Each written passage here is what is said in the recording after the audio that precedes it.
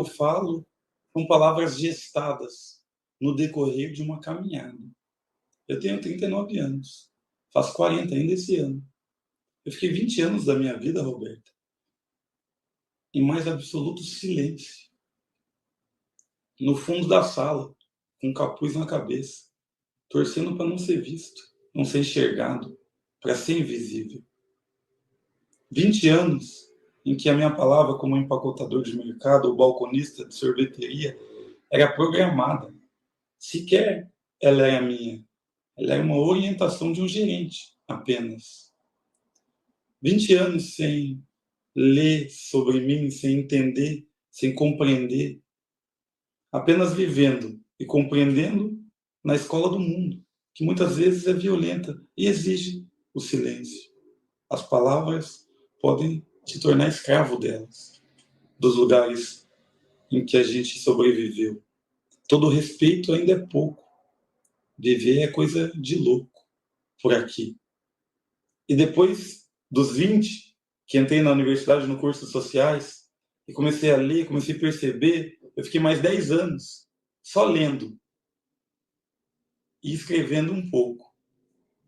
E essa última década, essa quarta década, eu ando falando palavras que há muito tempo foram gestadas pelos pés, que carregam um corpo preto, que andaram em ruas de terra, que remontam ao sertão do Nordeste, da Paraíba, no momento que era o estado mais pobre do Brasil. Atravessei desertos e sou testemunha desses crimes que o Estado é capaz de cometer com a omissão ou permissão da sociedade. E como testemunha, eu trago uma verdade.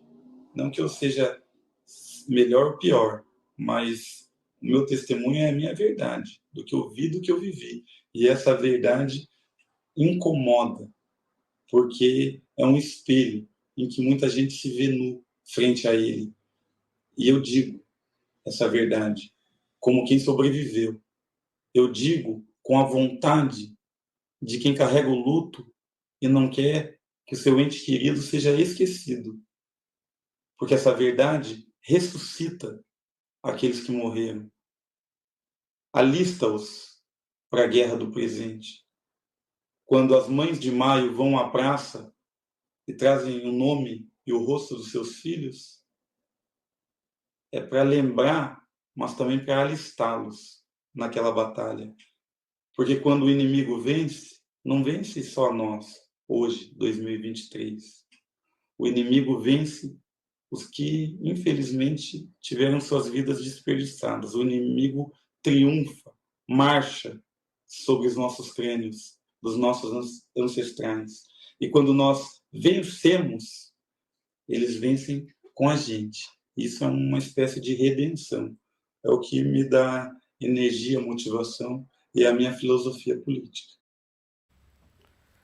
Muito bem, pessoal. Terça-feira, 22 de agosto, 7h04 da manhã, estamos começando o Desperta ICL. Este é o Renato Freitas. Quis começar o programa de hoje de um jeito um pouco diferente, né? Colocando esse trecho do vídeo do Renato, que foi entrevistado ontem pelo programa Sinapse, o programa que estreou ontem aqui no ICL, o programa da Robertinha e do César, que vai ao ar todos os dias às 7h30 da noite. Que baita trecho, né? O Renato Freitas, para quem não conhece, por favor, vejam o que ele anda fazendo, prestem atenção nesse cara. Esse cara é muito inteligente, fala comovente. Ontem assisti o programa, assisti a estreia do programa, aliás, o cenário tá todo muito bonito. O ICL Notícias, segunda edição, começa às 6 horas da tarde. Mudou o cenário também, tá diferente, então é uma reestreia e agora o ICL tem um programa novo. E aí eu tava assistindo ontem e acabei vendo esse trecho emocionante, depoimento do Renato, né? Todo mundo parado, inclusive na redação, né? No estúdio do ICL, o pessoal, comentários que o pessoal ficou parado, todo mundo olhando isso. Então eu quis trazer pra gente começar essa terça-feira um pouco mais esperançoso. É uma fala que carrega um sentimento muito bonito também, né? E mostra que a política pode ser também poesia em corações como o do Renato Freitas. Renato, parabéns, cara. Olha, eu fui dormir feliz ao ouvir isso ontem, né? mostra tem um lado triste, né, da história, mas tem um lado de esperança, como ele fala. Isso dá esperança para a política dele, dá esperança para muita gente. O Renato, que é um cara perseguido, né? Perseguido por ser quem ele é. Essa é a grande verdade, né? A gente já viu várias idas e vindas do Renato aí.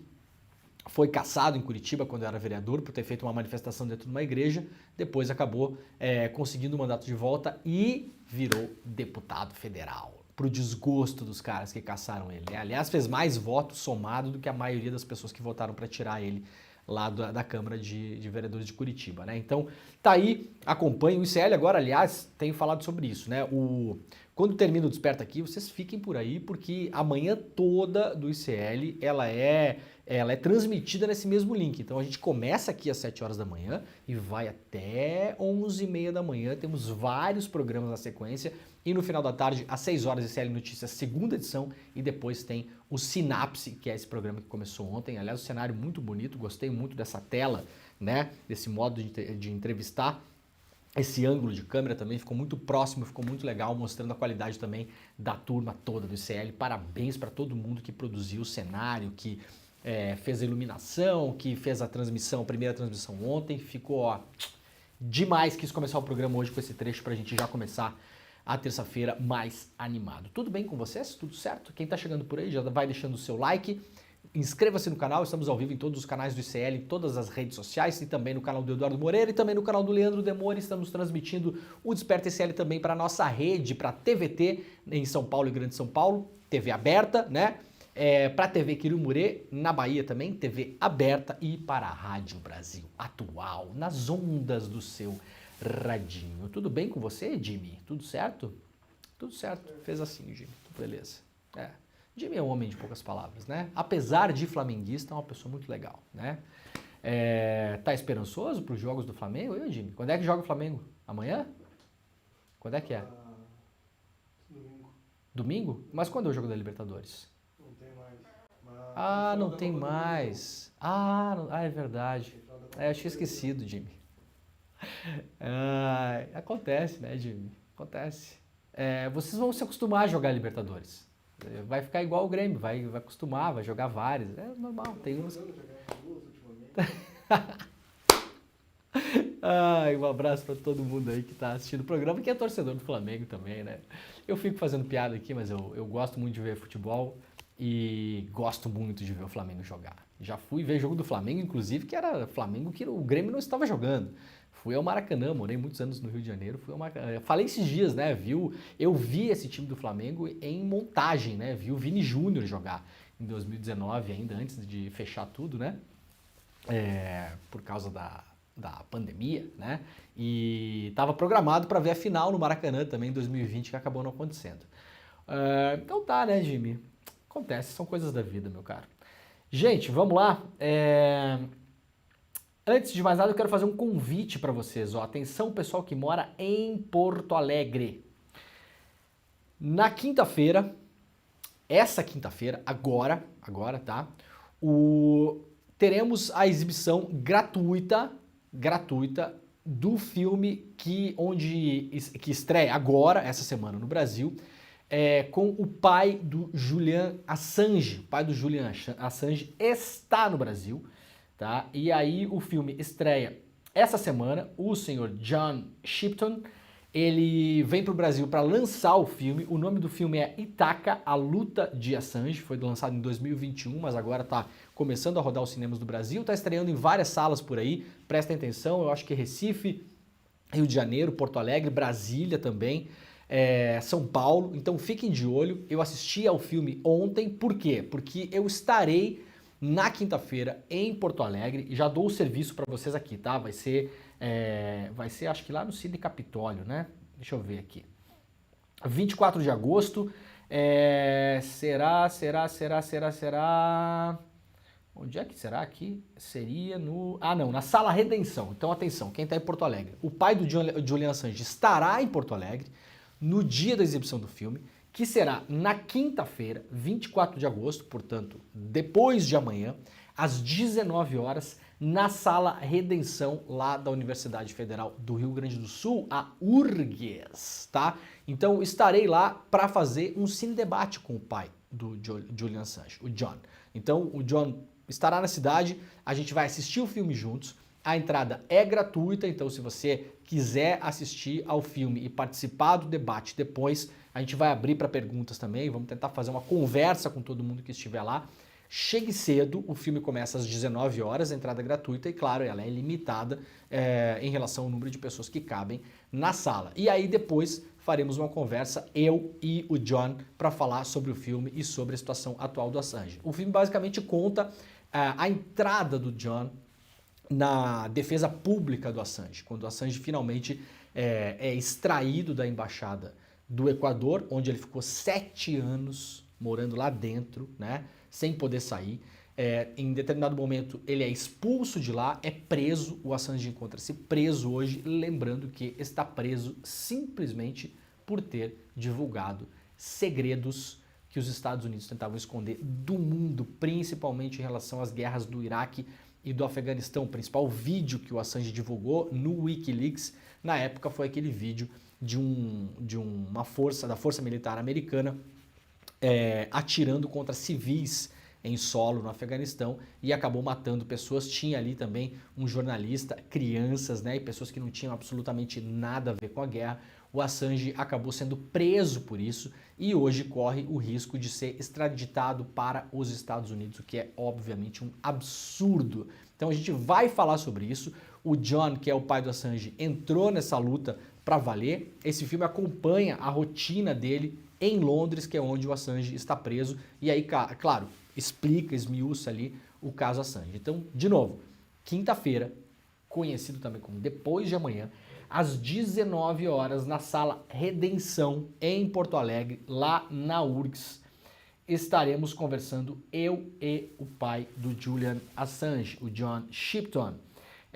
Então, primeiro a gente assiste o filme juntos e depois a gente faz uma conversa com o John, tá bom? Eu, John e vocês. Então, espero vocês, quem puder também, espalha isso, manda essa mensagem para as pessoas que vocês conhecem, que moram em Porto Alegre ou próximo de Porto Alegre, que têm interesse na causa. Essa causa é muito importante e não tem a ver com Julian Assange, ela tem a ver com os jornalistas do mundo todo. É o primeiro caso na história dos Estados Unidos em que um jornalista e editor é acusado de ter publicado notícias, publicado fatos.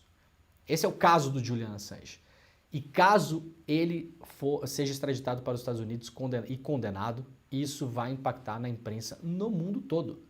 Porque daqui a pouco a gente está publicando alguma coisa aqui no Brasil, por exemplo, espionagem dos Estados Unidos em cima da Petrobras, que aconteceu, espionagem de uma empresa terceirizada que depois vendeu, isso está no filme inclusive, que depois vendeu os materiais para os Estados Unidos em cima da Dilma, em cima do Lula, né, em cima de outros chefes da América Latina, Cristina Kirchner, Rafael Correia. Aí a gente publica isso, daqui a pouco tá os Estados Unidos pedindo para a gente ser extraditado para os Estados Unidos para cumprir pena lá, por ter publicado esses materiais. Esse é o caso do Assange, né? Nos últimos 10 anos fizeram uma campanha, inclusive midiática, a imprensa americana demorou para entrar nessa história do jeito certo, para destruir a reputação do Assange, né? Fizeram uma pré-acusação em relação a um crime sexual que ele teria cometido na Suécia, isso foi derrubado depois, e foram minando a reputação dele, para passar a impressão para as pessoas, inclusive as pessoas que defendiam o Assange, de que o Assange não é bem assim, esse cara é um criminoso. Então a gente vai exibir o filme na quinta-feira em Porto Alegre, às 19 horas, na Sala Redenção, falar com o pai do Assange. Para quem não conhece a história, vai lá que a gente vai explicar tudo para vocês, tá bom? Vai ser um prazer receber quem mora em Porto Alegre e na Grande Porto Alegre e quem estiver passando pela cidade também. Então fiquem de olho, eu vou lembrá-los amanhã e na quinta-feira também, mas já espalhem a palavra para a gente poder se encontrar por lá, tá bom? 40 graus no inverno, onda de calor recorde atinge o país, veja os estados mais afetados. Ontem eu fui passear de bicicleta com o meu filho, na pracinha, e chegando na pracinha tinha um ipê roxo, completamente florido, assim, lindo, né? Os ipês são lindos, o ipê roxo e o ipê amarelo, tem muito no sul do Brasil. E eu fiquei horrorizado. Meu filho olhou e falou: que lindo, olha que bonito que tá a árvore. Só que, gente, estamos em 22 de agosto. Era pra gente estar falando agora aqui em quantos graus de zero, né? 2, 3, -1, -2 de madrugada. E tá assim, um clima de primavera. A natureza tá toda confusa. Tanto é que as árvores estão florindo pelas cidades do sul do Brasil. A coisa tá realmente feia. Eu não sei o que vai ser nesse verão. Sinceramente, estou preocupadíssimo com o verão. Uma onda de calor potencial de gerar recordes está prevista para esta semana. De acordo com a previsão do Instituto Nacional de Meteorologia, o IMET, 6 estados serão afetados, além do Distrito Federal. Então, atenção quem mora em Mato Grosso do Sul, Mato Grosso, Goiás, Minas Gerais, São Paulo e Rio de Janeiro. A expectativa é de que temperaturas máximas estejam próximas ou acima de 40 graus. E o centro-oeste e o sudeste deverão ser as regiões mais afetadas entre quarta e quinta-feira. O Estael Cias, meteorologista da Metsul, explica que o calor será causado por um corredor de vento nas camadas baixas da atmosfera. Em termos leigos, a corrente de jato em baixos níveis é uma corrente de ar estreita encontrada na baixa atmosfera, atuando entre 1 ou 2 quilômetros de altura. Isso tudo tem a ver, claro, com o fenômeno que a gente está passando por aí, o El Niño, né? Mas obviamente tem reflexos da emergência climática que a gente está vivendo. Vão se acostumando, não vai ser rápido resolver esse negócio, se é que a gente vai resolver. Essa é a grande questão. Tenho falado muito sobre emergência climática aqui e sempre falo isso e vou repetir. Isso não vai ser resolvido com reportagem jornalística, não vai ser resolvido com eleger o Lula, não vai resolver nada disso, porque não é uma resolução de curto prazo e ela não depende do voluntarismo, né, de uma ou duas pessoas e nem do acaso. Então, olho nisso que a chapa está esquentando de fato.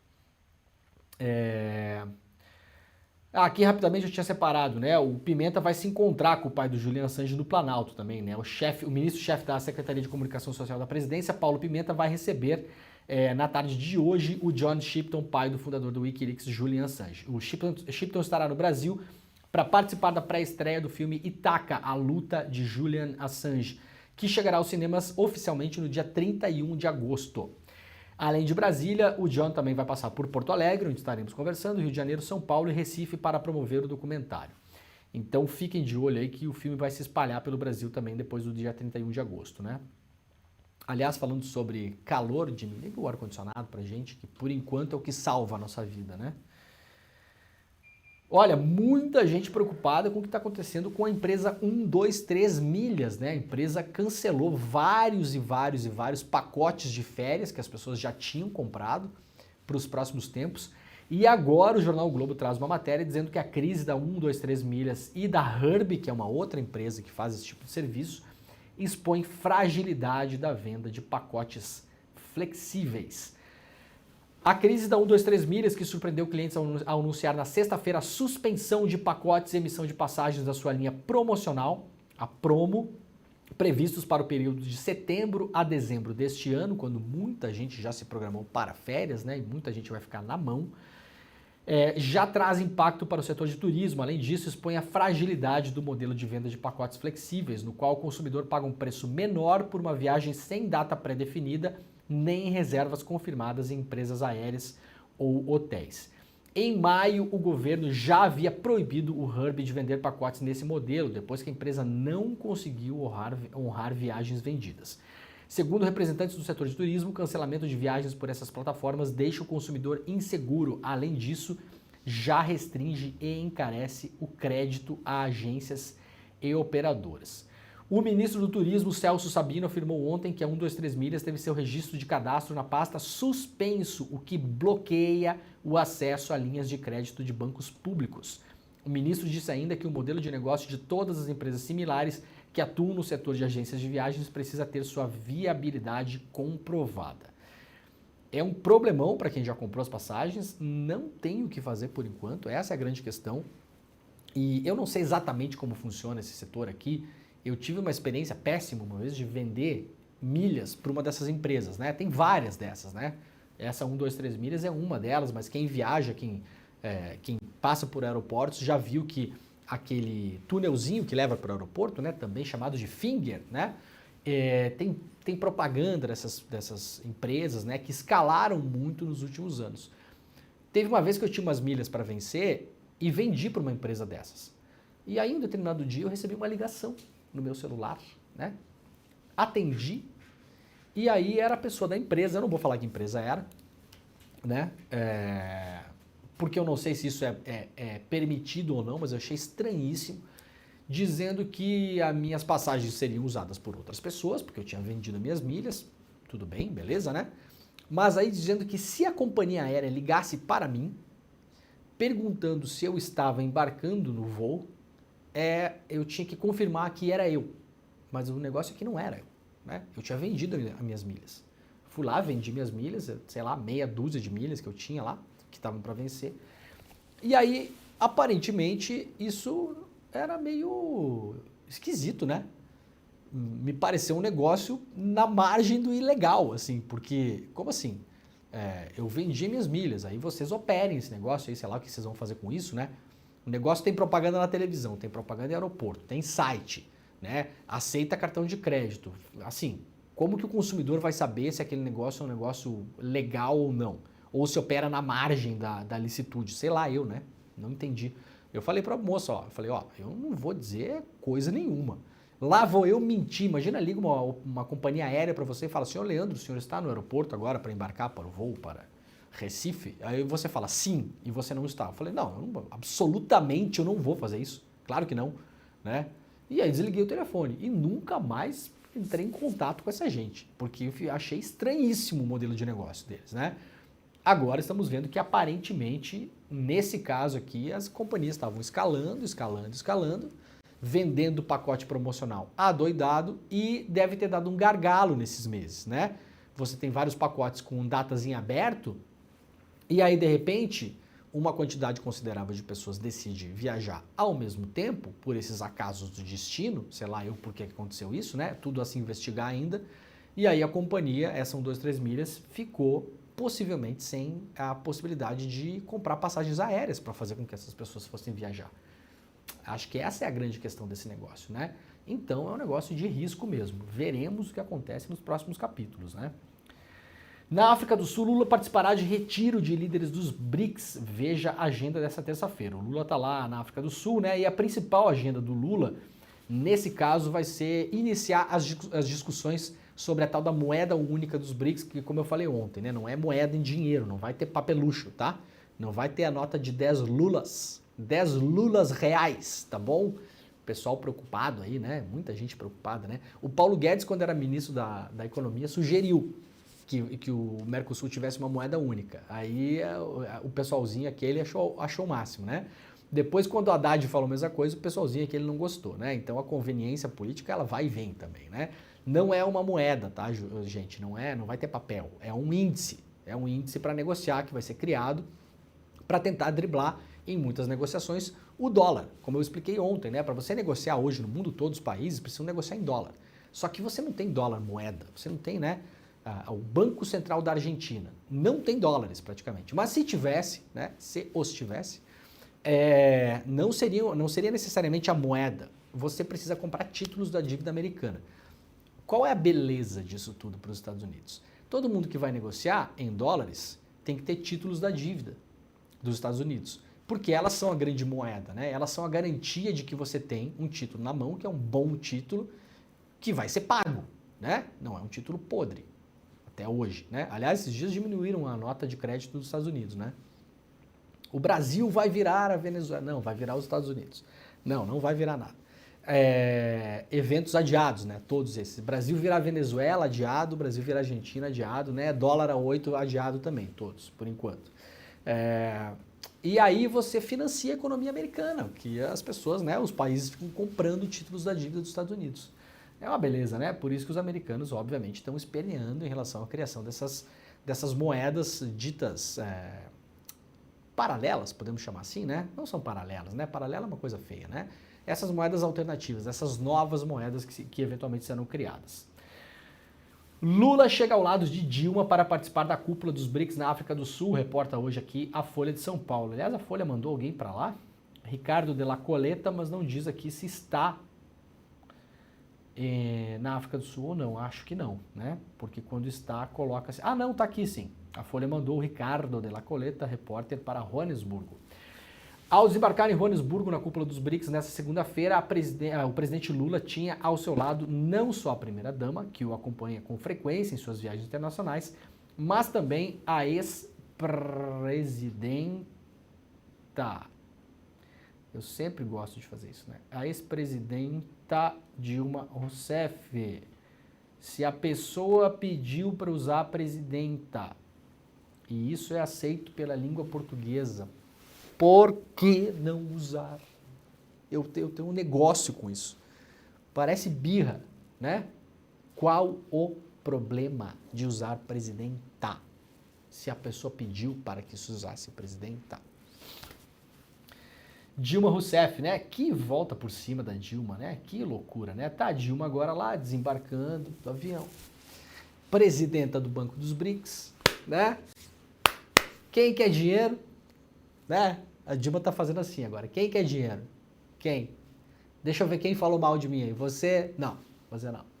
Quem falou que o impeachment não era golpe? Você falou? Não, você não vai ganhar dinheiro. Claro que a Dilma não vai fazer isso, né? Mas tá muito boa esse arco narrativo da história da Dilma, né?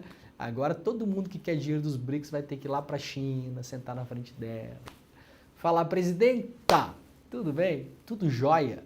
Daí a Dilma vai falar, não, tudo jóia não, né? Tudo jóia tá com a família Bolsonaro. Que história, né? E aí, notícia de ontem também, no mesmo dia em que Dilma está desembarcando em Joanesburgo, na sua primeira grande viagem internacional, como presidenta do Banco dos BRICS, assim conhecido, né? O banco que ela comanda hoje.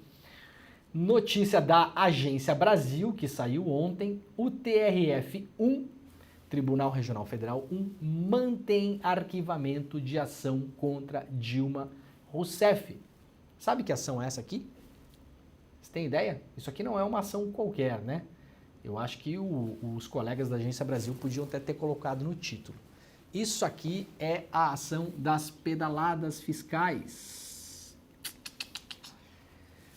A Dilma já tinha sido inocentada na primeira instância e agora o tribunal confirmou que as pedaladas fiscais não constituem crime.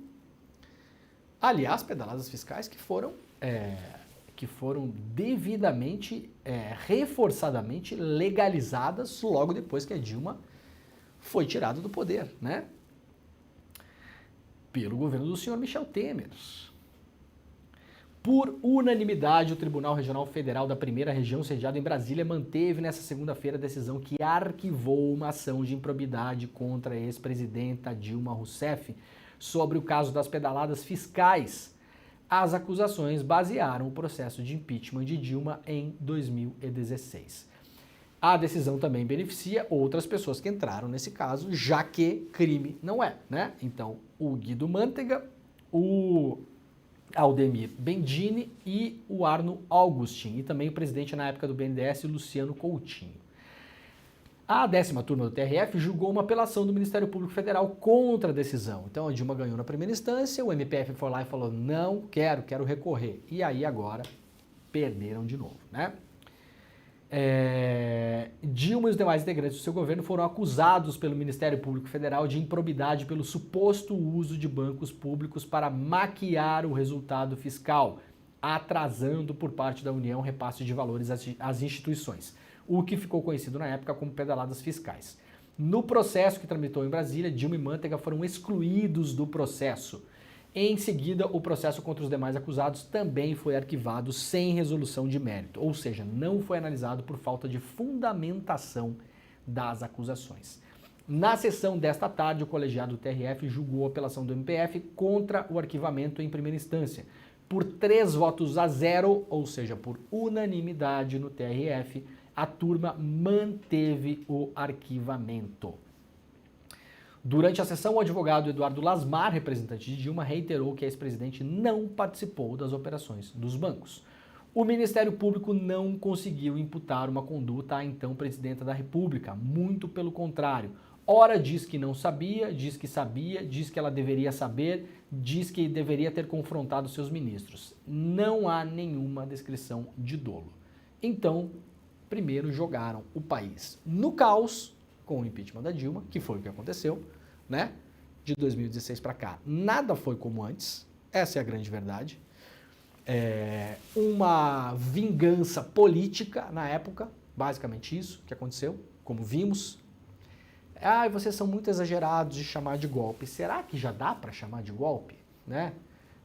Ou será que o pessoal que falou que era exagero precisa de mais alguma coisa? Será? Será que o Ministério Público vai poder recorrer isso aqui para o STF, por exemplo? Daí lá no STF, daí depois que for arquivado de novo, depois que mais um tribunal disser que não foi crime, será que as pessoas vão voltar atrás ou tem gente que continua batendo no peito, né? Com a sua burrice orgulhosa, né? Então tá aí, Dona Dilma, né? Dando a volta por cima.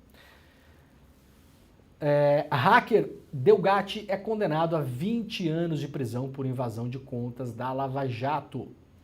A 10ª Vara da Justiça Federal de Brasília condenou na segunda-feira o programador Walter Delgatti Neto, conhecido como hacker da Vaza Jato, a 20 anos de prisão, mais multa pelo caso da invasão do Telegram de autoridades em 2019. A decisão é do juiz Ricardo Augusto Soares Leite, que sentenciou ainda outras 6 pessoas. Os crimes atribuídos ao Delgatti são de invasão de dispositivo informático, organização criminosa, lavagem de dinheiro e interceptação de comunicações. Cabe recurso ainda da decisão. Vamos só destrinchar rápido aqui para vocês entenderem como é que foi a decisão, tá, gente?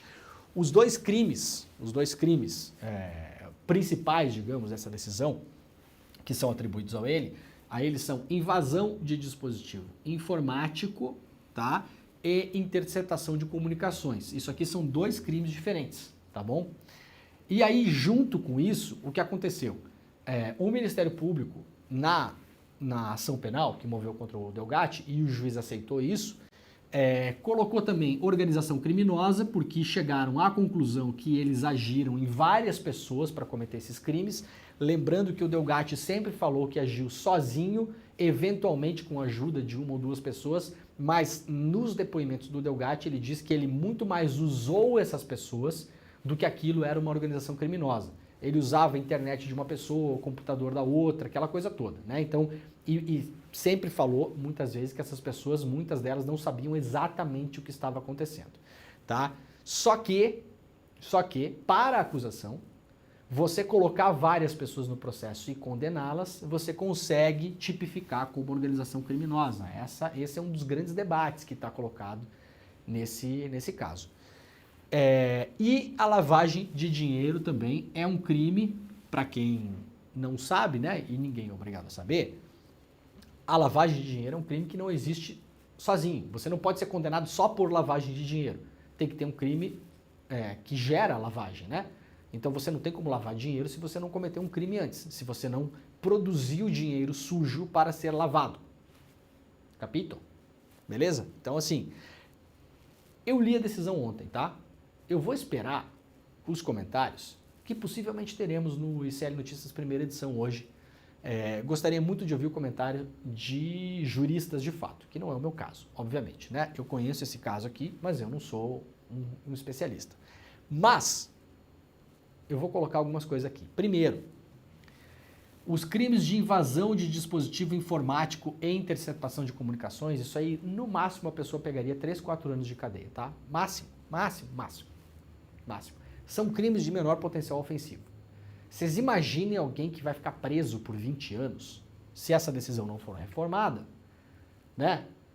E depois, claro, talvez não fique os 20 anos preso, mas uma condenação de 20 anos, em regime fechado, inicialmente fechado, por ter invadido os celulares. Como exemplo, ontem, nas redes sociais, as pessoas falaram, por exemplo, que o assassino da Daniela Pérez pegou 19 anos. Então a gente está falando de uma pena, que é uma pena comparável a pessoas que cometeram crimes hediondos. Assassinato, né? Estupro. Isso é uma pena de 20 anos. De início, me parece absurda a tal da dosimetria da pena. Por que é que ela foi inflada desse jeito? Na decisão, tá bom? Por quê? Porque conseguiram fazer colar a tese de organização criminosa, que a defesa do Delgatti contesta, dizendo que aquelas pessoas não agiram como uma organização criminosa, isso era uma coisa dele, Delgatti, e que eventualmente ele contou, muito mais usou as pessoas do que contou com elas, e também colocaram o crime de lavagem de dinheiro, o que pra mim, de novo, eu vou esperar o comentário de gente que conhece o assunto. Pra mim, eu tô acostumado a ler processo também, né? Basicamente, a parte da minha rotina também ler processo. Ler inquérito, ler decisão da justiça, né? Eu não entendi por que entrou lavagem de dinheiro, sabe por quê? Porque o juiz fala o seguinte, o Delgatti inicialmente tinha a ideia de vender as mensagens da Lava Jato. Ele tinha essa ideia. Ele chegou a pensar, inclusive, num preço, segundo está na decisão, R$200 mil. Isso é o que está na decisão do juiz, tá? E pensou, inclusive, em tentar vender para a Folha e para a Veja. Isso tudo o Delgatti na cabeça dele, tá? Tentou, então é engraçado, né? Aliás, o Merval Pereira, né, falou, não, olha, né, tem que ver quem pagou pelas mensagens, né? Obviamente tentando colocar essa mancha de reputação em cima do Intercept. O Merval, na decisão do juiz, os possíveis compradores na cabeça do Delgatti, tá, gente? Porque isso não aconteceu, isso está na decisão do juiz também. Seriam a Folha e a Veja, não o Intercept. Então, Merval, hoje você pode comentar lá na Globo News esse pedaço da história, já que ele interessou tanto, né, por uma correção jornalística mesmo, já que interessou tanto ao Merval Pereira o fato de que eventualmente alguém teria pago pelas mensagens, eu acho que por uma questão ética, o Merval tem que pegar a decisão hoje e fazer o que eu fiz ontem. Primeiro, ler a decisão, né? Nós já sabemos que o Merval não sabe escrever. O único cara que não sabe escrever está na Academia Brasileira de Letras, o único cara que não sabe fazer jornalismo e trabalha como jornalista. Agora, ler, eu acho que ele sabe. Então, Merval, leia a decisão e por uma questão ética, você vá ao ar hoje na Globo News e fale, olha só, o Delgatti queria, realmente o Delgatti queria vender as mensagens, né? O que eu falei não era fora de propósito. Para quem ele pensou em vender, Merval? Para a Folha e para a Veja. Vamos ver se o senhor tem coragem de falar Folha e Veja. Folha e Veja no programa da Globo News hoje. Quero ver. Quero ver onde é que está o peito para bater e falar. Não, olha só, ele pensou vender, ele queria vender por R$200 mil. É, para quem? Ah, na cabeça dele, quem poderia comprar era Folha e Veja. Né? Se fosse Intercept, o cara ia falar fácil, né? Folha e Veja, acho que não vai sair da boca não, né, Merval? Essa coragem o senhor não vai ter não, né? Achou que ia ser mole comprar essa briga, né, Merval? Se deu malzão demais. Bom, essa venda não aconteceu, o próprio juiz fala diante da resistência de jornalistas de comprarem esse tipo de material. Gente, até pode ter no Brasil, e aí eu vou colocar entre aspas, jornalista que compra e vende coisa, tá? Tá? E a gente sabe por boatos de orelhada que eventualmente pode ter. Agora, você não vai lá chegar, bater na porta da Folha, vender material. Isso não vai acontecer, tá bom? Não tenho essa ilusão. Na Veja também não vai acontecer. Tanto é que o Delgatti não teve sucesso nisso e o próprio juiz fala. Então, ele entrou em contato, passou a buscar um jornalista para passar esse material. E esse material foi passado sem dinheiro, de graça. Então, eu não entendi exatamente onde entra a lavagem de dinheiro. Se o Delgatti não vendeu esse material, é a lavagem de dinheiro em relação ao quê? Aí o juiz fala que foram encontrados dinheiros nas contas do Delgatti, de outras pessoas, né? Que tinha ali um esquema para depositar em várias outras contas, para fazer ocultação de dinheiro. Só que ele cita essa grana do grupo de crimes que eles teriam cometido no passado, que eram crimes de estelionato. Que aparentemente, ou a decisão está escrita de modo muito confuso, ou realmente eu não entendi. Aparentemente não tem relação com o que foi feito na Operação Spoofing. Uma coisa é os crimes que eles cometeram anteriormente, e cometeram, o próprio Delgatti já falou sobre isso, né? De estelionato. A outra coisa é a invasão dos celulares dos procuradores. Se eles não venderam e não oferiram lucro com essa invasão, por que é que eles foram condenados por lavagem de dinheiro? Eu, sinceramente, li e reli, li mais um pedaço de manhã, não entendi. Não entendi. Eu não sou advogado do senhor Walter Delgatti, né? Já falei algumas vezes sobre ele, é um personagem complexo, eu acho que fez coisas importantes e cometeu crimes também, o próprio Delgatti sabe disso, fala sobre isso,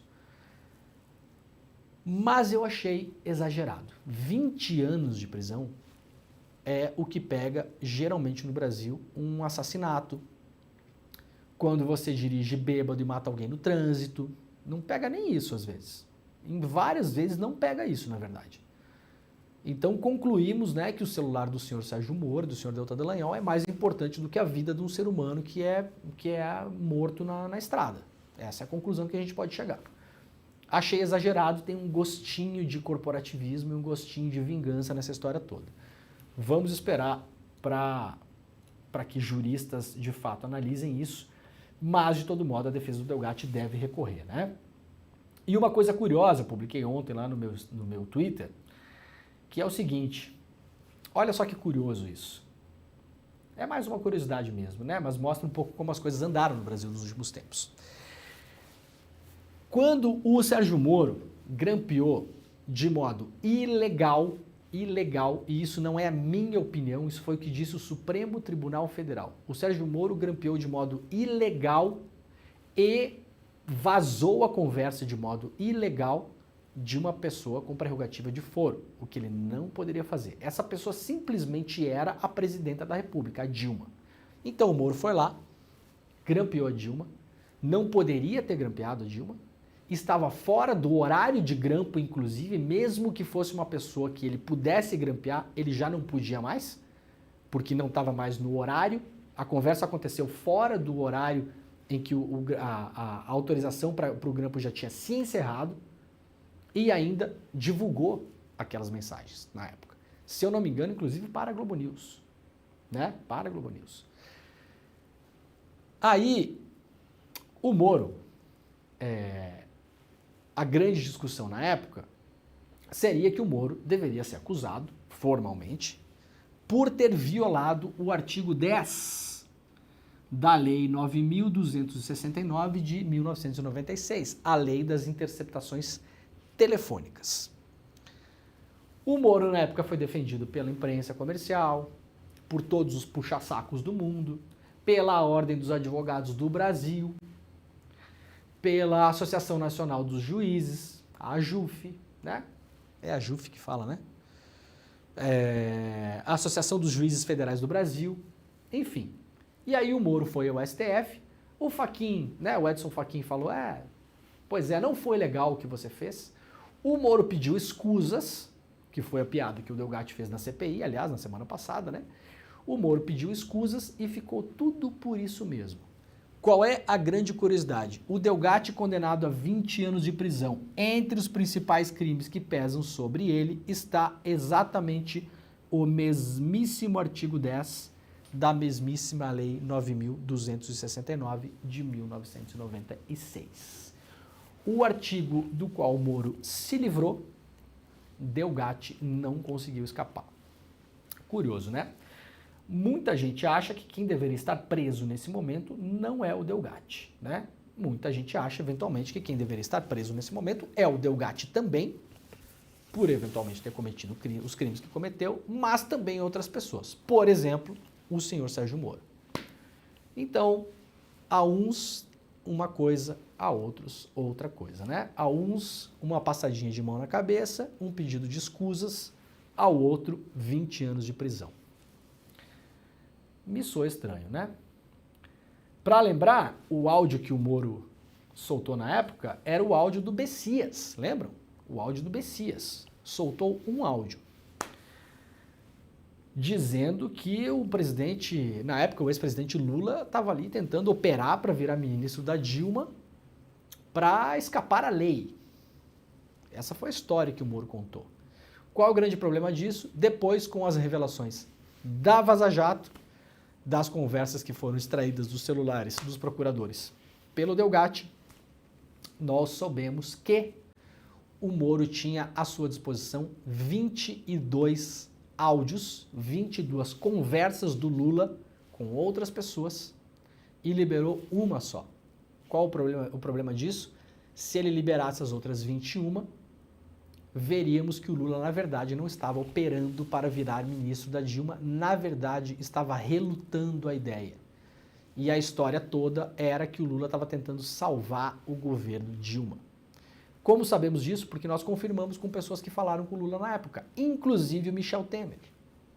Michel Temer falou, sim, tive esta conversa com o Lula na época. E nós falamos, presidente, essa conversa foi grampeada pelo Moro. E o Temer não sabia. E até hoje nunca ouvimos esses grampos. Não sabemos onde estão. Hein, Sérgio Moro? Onde estão esses grampos? O que o senhor fez com esses áudios? Uma boa pergunta, né?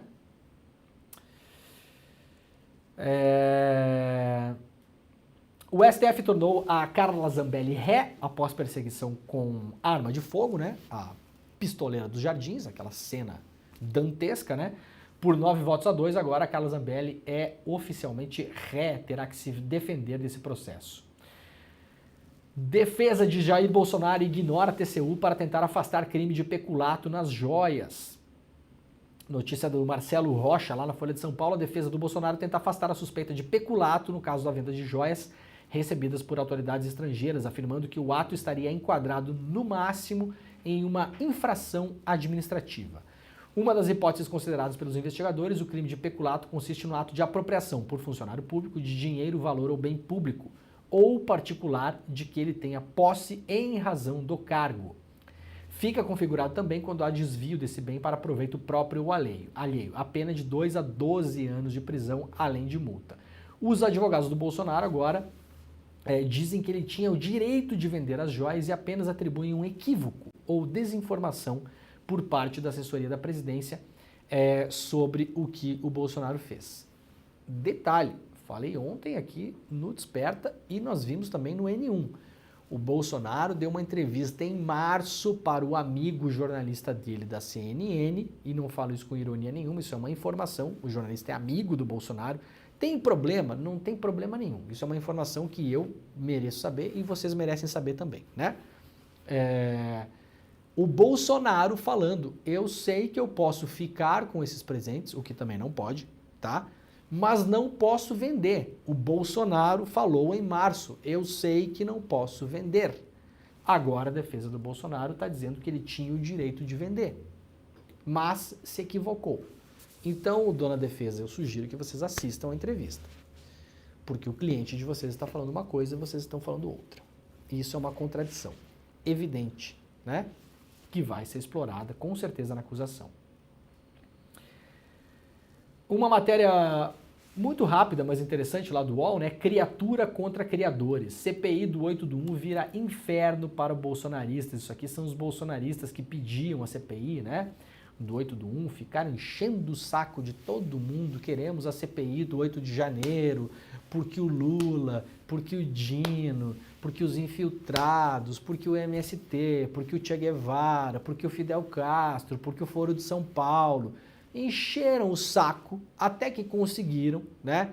O governo não queria essa CPI do 8 de janeiro por um motivo muito simples, porque a investigação da Polícia Federal sobre o 8 de janeiro, no inquérito que corre no Supremo, estava andando e andando bem. Lembrando que nós temos mais de 1000 pessoas que foram denunciadas no STF, já tem mais de uma centena que viraram réus da ação. Então o PT falou, né? O governo falou, não, a gente não quer essa CPI. Afinal de contas, o governo precisa andar também, né? O governo precisa trabalhar. Eu sei que o bolsonarismo não está acostumado com isso, mas, né, se jogar uma carteira de trabalho perto dos bolsonaristas, todo mundo se joga no chão, né, com a mão na cabeça.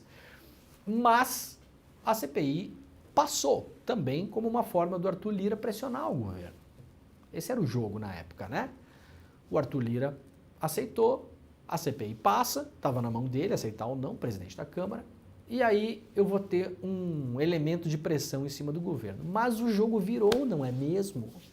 E agora, esses deputados e senadores, todos os dias, são, como diz meu filho, trollados, né? São trollados na internet, né? As pessoas agradecendo a eles por eles terem criado a CPI do 8 de janeiro. Então, eu vou mandar aqui meu muito obrigado também, né? Parabéns para vocês, viu? Tá sendo ótimo, muito obrigado. Se não fosse pela CPI, gente, não teríamos os 17 mil e-mails do Mauro Cid. Esses e-mails só existem, só estão a público por causa da CPI, que pediu as quebras em relação ao Mauro Cid e as conseguiu. 17 mil e-mails do Mauro Cid e dos outros ajudantes de ordens, né? Não são só do Cid.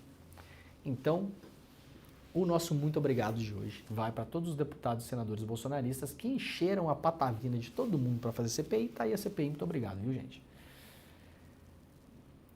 O ministro da Defesa pediu informações à PF para punir militares golpistas e o Exército fala em proteger a própria reputação. Agora tá um jogo, né? O Exército está tentando pressionar aqui e ali para fazer contenção de danos, né? Para a coisa chegar no máximo aí no Mauro Cid. Se puder poupar o pai dele, o senhor Lorena Cid, do caso das joias, tanto melhor. E também tem todo o outro caso, denunciado pelo Delgatti, de que ele foi 5 vezes no Ministério da Defesa, falou com militares, isso tem envolvimento do ex-ministro da Defesa, tem envolvimento do ex-comandante do Exército, né? Então agora a caserna está se organizando, inclusive mandando mensagens em off para a imprensa todo dia, né? Ai, manda um off aqui, manda um off lá. Tem jornalista que gosta de ser pombo correio de milico, né? Eu nunca vi coisa igual, né? Alto comando está preocupado. Quem é alto comando? Quem? Quantos generais tem no alto comando? 15? Os 15 estão falando a mesma coisa? Então por que eles não falam publicamente isso? Essas pessoas não têm boca? Não têm rosto? Se o alto comando quer falar alguma coisa, então fala alto comando. Faça uma nota pública. Chama uma coletiva de imprensa, enfrente a sociedade civil. Vocês militares estão com medo de enfrentar a sociedade civil, é isso? Ou vocês só sabem enfrentar a sociedade civil, como disse muito bem Chico Pinheiro ontem, no ICL Notícias, segunda edição, quando é para fazer o que fizeram em Canudos? Né? Bombardeando e metralhando as pessoas lá. É só assim? Ou como fizeram a partir de 64? Torturando civis, matando civis, desaparecendo com civis. É só assim que você sabe enfrentar? No debate democrático vocês não sabem? E vocês têm que mandar recadinho por jornalista? E o ministro da Defesa, né, o José Múcio, vamos combinar, né? Agora ele pediu para a PF, se a PF tem informações sobre quem teria encontrado o Delgatti no Ministério da Defesa. Ô Múcio, a Folha já conhece 2. A Folha, em uma semana de investigação, já falou com 2 militares que encontraram o Delgatti no Ministério da Defesa, né? Tudo bem que a Folha tem repórteres competentíssimos. Agora, a Folha já descobriu 2. O senhor que está dentro da estrutura do Ministério, que foi o Ministério que menos de um ano atrás recebeu o Delgatti, o senhor está pedindo informação, o senhor está ligando para o Disque Amizade para pedir informação? Por favor, né?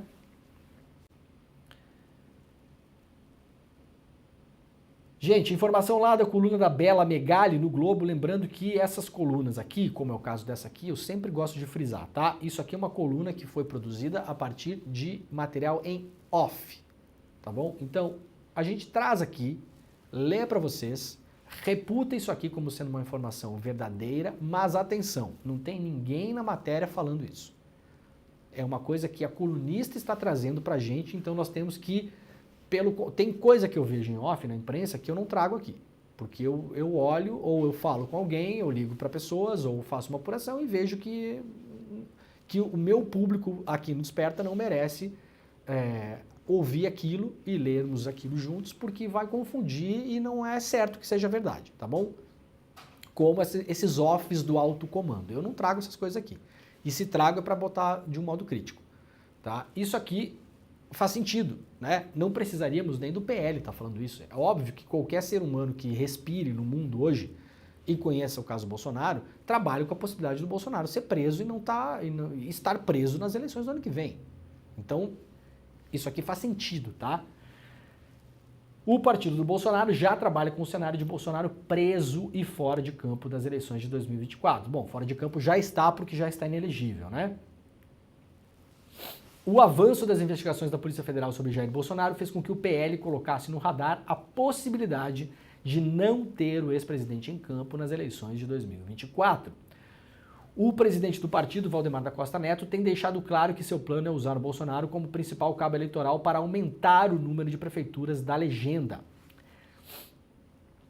Lideranças do PL apontam, porém, que na última semana aumentou a percepção que Bolsonaro pode ser preso até o ano que vem e que as chances de ele estar fora da cena do pleito municipal é tratada como real. Até aqui, os planos do PL são ambiciosos. O presidente do PL quer aumentar a cerca de 300 prefeituras que a sigla já tem para 1.300 e, com isso, ter uma base mais sólida para ampliar o número de parlamentares no Congresso em 2026. Lembrando que o Brasil tem 5.500 municípios, né? Imagina se o PL abocanha 1.300. Já dá um terço do negócio, praticamente, né? O roteiro está traçado e as viagens de Bolsonaro e agenda em curso, especialmente em regiões onde ele foi vencedor da campanha eleitoral de 2022. Ou seja, o PL tinha planos, tem planos ainda, né? De botar o Bolsonaro no avião e levar o Bolsonaro para viajar, né? Então vai aqui, vai lá, vai aqui, vai lá. O Bolsonaro é um líder popular, um líder de massas. Isso ninguém nega. E é um excelente puxador de voto. Isso é. Não sabemos se no ano que vem ainda será, né? Porque a imagem do Bolsonaro está sendo deteriorada. Mas, de fato, ele é. Então, o PL, partido do Bolsonaro, obviamente, como qualquer ser humano no Brasil, já trabalha com a possibilidade de no ano que vem o Bolsonaro não poder entrar em um avião porque estará preso. Então, essa notícia já começa a mudar os planos do partido do Valdemar da Costa Neto. Temos que encerrar a rede? Muito bem. Jimmy apenas virou, olhou para mim, eventualmente não gostou da piada sobre o Flamengo, né? Eu só perguntei se o Flamengo ia jogar Libertadores essa semana, Jimmy. Não vai mais, porque não tá mais na Libertadores. Pessoal que nos acompanhou pela TVT, pela TV Quirimurê e pela Rádio Brasil Atual, muito obrigado, bom dia para todo mundo. Amanhã às 7 horas da manhã, ao vivo, estaremos de volta, tá bom? Tchau. Galera, o programa está acabando. Fiquem por aí porque vai começar daqui a 2 minutos o ICL Notícias primeira edição, fazendo convite para quem não pegou no começo do programa, esta semana, na quinta-feira, às 19 horas, na Sala de Cinema Redenção, lá da Universidade Federal do Rio Grande do Sul, o pai do Julian Assange, o senhor John Shipton, estará em Porto Alegre, estará na sessão de pré-estreia do filme A Luta de Julian Assange. No final do filme, então assim, entrada gratuita, primeira coisa, entrada gratuita, Sala Redenção da Universidade Federal do Rio Grande do Sul. O filme começa às 19 horas, então chega mais cedo porque se a sala lotar, você vai ficar de fora, né? Entrada gratuita limitada ao número de lugares da sala. Assistiremos o filme juntos, eu estarei lá, e no final vai ter um bate-papo, e aí eu vou conversar com o John Shipton, o pai do Assange, e claro, vamos abrir para perguntas da plateia também. Então, se você mora em Porto Alegre, na Grande Porto Alegre, está passando por Porto Alegre, conhece pessoas que moram na cidade, que estão na cidade, convide as pessoas para assistirem o filme conosco na quinta-feira, dia 24, portanto, próxima quinta-feira, conhecido também como depois de amanhã. Muito obrigado a todo mundo que esteve por aí hoje, muito obrigado pela audiência, muito obrigado pela parceria nos comentários, pelos likes. Nós voltaremos amanhã, às 7 horas da manhã, ao vivo, e agora o ICL Notícias primeira edição está começando neste mesmo link, então você não precisa mexer o seu mouse, não feche a janela, não se mova, apenas respire, tá bom? Um beijo para todo mundo e tchau.